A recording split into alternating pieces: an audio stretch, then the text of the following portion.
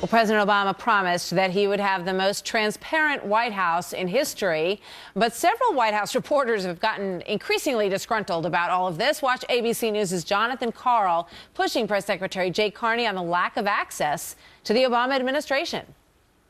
You covered White Houses as a reporter for Time magazine. So would Jay Carney, reporter, correspondent, bureau chief for Time magazine, be satisfied with the level of openness and transparency with this White House? Well, Jay Carney, reporter, would never be satisfied with the amount of information that any White House or any congressional So Jay office... Carney would fight with Jay Carney? Well, what I would tell you is that you and all of your colleagues, my former colleagues in the press, absolutely have to be beating on us and others around Washington to get as much information as you can. I strongly disagree with that statement. I know from experience that it's wrong. And, you know, we provide an extraordinary amount of information and access to reporters, and we work every day to provide more. Really interesting back and forth there over the weekend. I'm joined now by Michael Graham, host of the New England Talk Network, and Richard Fowler is a radio show host as well. Gentlemen, good to have you here. Richard, let me start with you. What did you think of that exchange?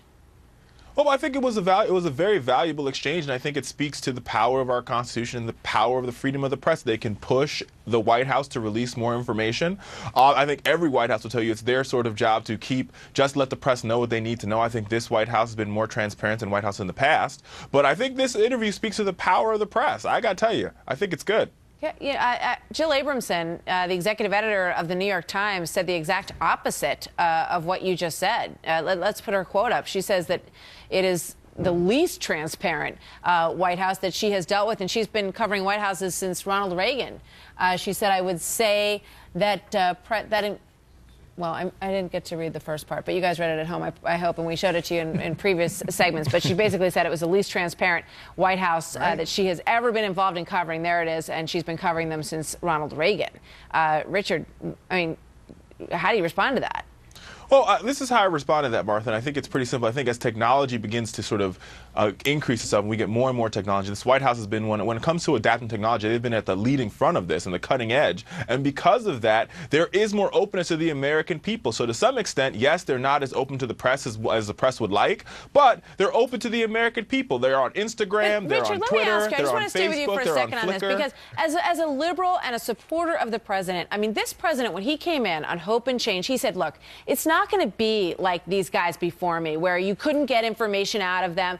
I want to speak directly to the people. We are going to have the most transparent White House that you have ever seen. So, Richard, are you telling me that it doesn't bother you at all that the executive editor of the New York Times says it's the worst she has ever seen? Really?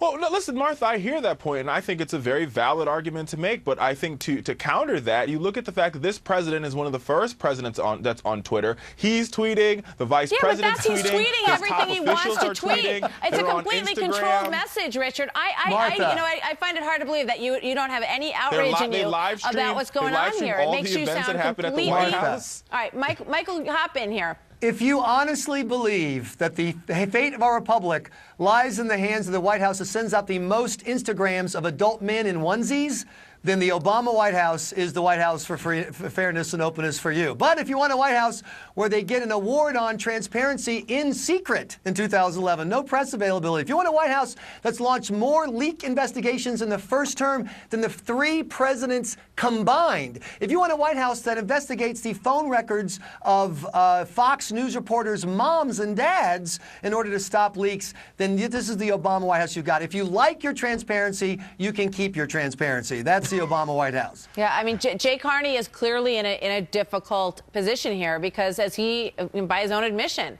he wouldn't want to put up with it himself. And he gets a lot of backlash from not only Ed Henry, but Jonathan Karl from ABC and folks all across the networks in the front row of that press room all the time, Richard. I mean, do you feel, does it feel strange to you to have to, defend that, given the fact that both sides of the aisle are so upset about it?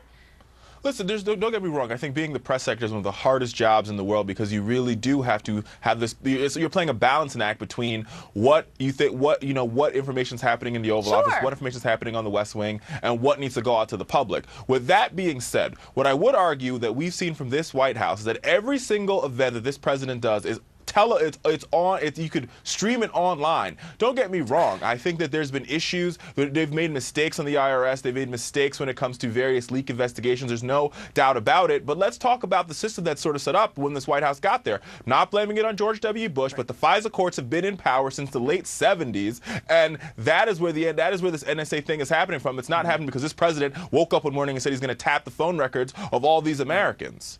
No, he's just Michael, the first president to investigate. We gotta go. He's just investigating the IRS, your political activity. That's this president's legacy, and that's a shame. The stuff he does out in the open is far worse than the stuff he's doing in private. That. This president's legacy is 49 million jobs created. No, that's the president's legacy. All right. Well, you know what? We're going to hear what he thinks his legacy is so far tomorrow night and where he's going to take it from here. Very interesting exchange. Good conversation. Thanks very much, guys. We'll see you next time. Thank you, Martha. About 11 minutes for the hour.